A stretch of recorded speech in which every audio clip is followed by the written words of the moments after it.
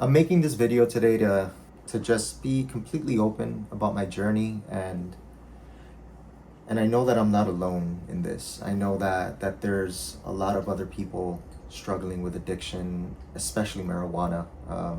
Marijuana is just, it's so easy to get nowadays, it depends on the state that you live in. I live in a legal state. I live in Oregon, and weed is just everywhere. So it's very easy to get to. It's very easy to get hooked on it.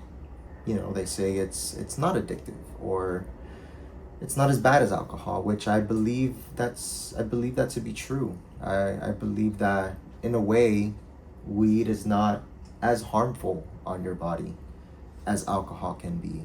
So my first addiction was Xanax. When I was 17 years old, I had an anxiety attack. From what I remember, I was prescribed Xanax to take. I think it was once or twice a day, to kind of keep the anxiety at bay, and it worked. It was a miracle drug. It just took all of my worries away. I wasn't anxious. I wasn't nervous to be in school. I felt a little more confident in my body. It was, they call it like the pill version of alcohol, because it just makes life a little easier. It makes talking to people a little easier. To make a long story short, because I don't want to make this about Xanax, I just want to give you guys a quick history of my addiction, because the truth is that I am an addict, or I was an addict. One thing led to another, and by the time I was 20 or 21 years old, I went from taking, let's say, half a milligram of Xanax once or twice a day, to now taking 2 full bars of Xanax multiple times a day. That's well beyond the limit of what you see regular people take. And I was taking that to feel normal. I wasn't taking that to alleviate the anxiety anymore. It was just my body became so dependent on those pills that I had to take, at one point, was 20 plus pills per day just to feel normal. Combined with alcohol, it was just, my 20s have been pretty much a blur because of the drugs and alcohol. Fast forward, I quit Xanax cold turkey. Ended up in the hospital with 2 seizures, because just my brain was so messed up. It was so used to being on this chemical or this pill that it didn't know how to function. I couldn't deal with any stress naturally. It was anything that stressed me out by the smallest amount would make me seize up. I had to see a psychiatrist to help taper me off, and it took a couple of years to get there. Weed, in a way, saved me through all that. I started smoking weed because somebody told me it might help with seizures, which I wasn't even having seizures anymore, but I kind of thought, this is something else that's gonna make me feel good. It seems pretty safe because everybody says it's safe, it's not addictive, and I started smoking weed around 20, 25, 26 years old. I never smoked weed in my teens. Maybe a few times when we were out partying, I would take a puff from someone, but it would just give me anxiety. I'd end up having a panic attack while drunk and just be a complete embarrassment to myself and to my friends. I was the guy that got drunk before anybody else. I was that friend that blacked out, that everybody had to take care of. I didn't have a problem with alcohol during the week or during the day, but when it was time to party, I partied hard, and I'd get drunk. I'd get shit-faced drunk within, sometimes even before getting to where we were going. So I'm saying all of this because I have a very addictive personality. When I like something, I dive in as fast as I can, and I do as much of it as I can, and I just overwhelm myself with it. And unfortunately, in my teens and my 20s, and now in my 30s, those things have been negative things. They've been things that have held me back, that have just not worked out for me. So I started smoking weed 25 to 26 years old to help combat the anxiety that I was dealing with now without being on Xanax. It helped me. It helped me get through the day. I enjoyed it. I enjoyed being high. I was a very functional pothead. I'd wake and bake It was everything to me. It was the only thing I cared about. I woke up in the morning and wanted to smoke weed. Anytime we were gonna go somewhere, whether that's hanging out with my family or just doing anything, I had to smoke first. I eventually became that guy that always brought a blunt to the party. I became that guy that you go to his apartment and it just smells like weed. And in my mid 20s, I thought it was cool. I lived in Orlando, Florida with my best friend at the time. So we lived in college housing. So it was kind of like the party life, but I I wasn't the party guy anymore. I was the guy that wanted to stay home and just smoke weed all the time. Weed was my best friend. Weed was my crutch. Weed was the only thing that would make me happy, and I was okay with that. I was okay with that because I beat my other addictions. I beat Xanax, and I didn't think it was a big deal. I thought everybody smokes weed. Fast forward to today, I'm 33 years old. I'm happily married. I have two beautiful daughters and another daughter on the way. I'm still smoking weed. I smoke weed. It would only be at nighttime, but it's gotten to the point that I wouldn't even get high anymore. I would smoke weed to just kind of take the craving away, and I'm always chasing that high that just wasn't happening anymore because at this point it's almost a decade of smoking weed every day. It was the only thing that I looked forward to. I didn't look forward to waking up in the morning. I didn't look forward to work. I didn't look forward to spending time with my wife, with my daughters, with my family. The only thing I looked forward to was my time, and my time meant weed time. So it wasn't the same as when it first started.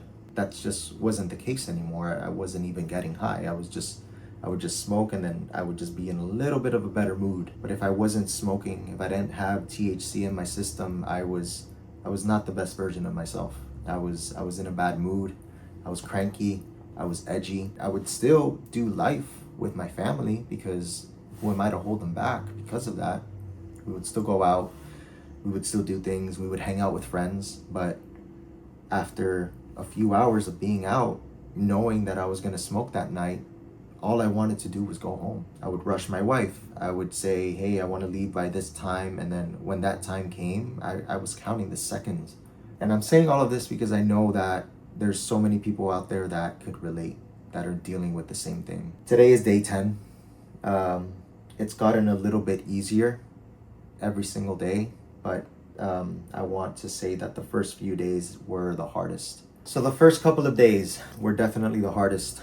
Sleep was almost felt impossible the first night and the second night. Nighttime came around that first day and I did not know what to do with myself. I immediately was in a bad mood, but I pushed through. I pushed through because I know that maybe tomorrow was going to be easier, and then maybe 2 days from then it was going to be easier. Truth is, days 1 to 3 were hard. It was hard. It was hard to eat. It was hard to do anything. It's still hard to do anything. I actually opened up to my wife last night and cried in front of her, saying it's so hard to still enjoy things. I'm on day 10 and I'm forcing myself to do things that I think I would enjoy because I enjoyed them before. But I guess my endocannabinoid system, and I hope I'm saying that right, but that part of your brain that gets so impacted by the THC is just all messed up. It's all unregulated that nothing has been bringing me joy since I quit. I know that it will get better.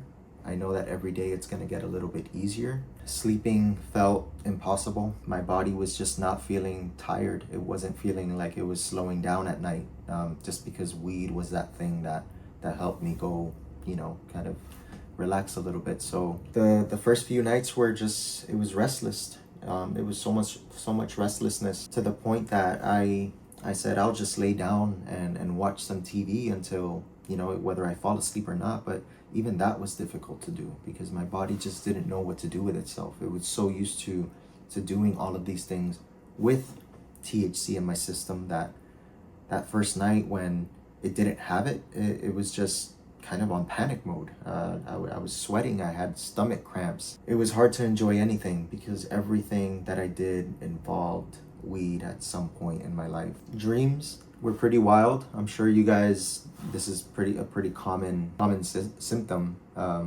with the withdrawals at first, is your dreams come back and they come back hard. Pretty much I'm kind of sitting through a movie every night because everything is so vivid and detailed, and there's like 3 storylines going on in my dreams, and I'm like, wow, like it's been so many years that I dreamed like this. At some point I kind of got a little scared to fall asleep because the scary dreams were pretty scary and very real, but so were the good ones. The truth is I miss the dreams, good or bad. I miss experiencing dreams, and that's one of the most beautiful things that have come back. Today I'm on day 10. Cravings are still there. They're not as strong, but then the craving comes and I don't know what to do with myself. It's kind of like, I almost feel like in the past when the craving would come, I would just go and do it. Now I feel the craving come and I feel almost this like impulse to go do something, and I would catch myself and say, wait, we're not doing that anymore. I mean, I don't even have it in my house, so I'm not worried about it. I'm not worried about making a dumb decision. It's just wild that it's still there. And I know there's some people that quit weed and they'll just go about their day and like nothing ever happened. But this is my first time being sober since I was 17 years old, and I'm 33 years old now. And I had sober days during that time, but you know, if it wasn't pills, it was drinking. If it wasn't drinking, it was other things. Nicotine was a big problem for me too. That's one of the things that I recently gave up as a few years ago as well. So weed was the final boss. I don't have it figured out yet. I don't know if I'll ever smoke weed again. I don't want to make that super strong commitment because I'm so hard on myself. I'm my worst critic. So right now my goal is to stay sober as long as possible. And maybe next week I'm in a different place and I say, fuck it, I'm not gonna smoke weed ever again. But the truth is right now I miss it. It's only day 10. The cravings are a little bit easier to manage, but I do miss it. In a few weeks or in a week, I'm actually going on a trip somewhere for work, and I'm not gonna lie, in my mind, I'm like, what if I buy some weed for my trip and smoke on my nights off? I don't like that I'm thinking that way, but I need to be honest and transparent and vocal about my thoughts, because if I let them live in my head, then it's just, the battle is just between me and myself. But if I vocalize it and I say the truth about what I'm feeling, it does take away a little bit of its power. I want to be able to be alone and be sober.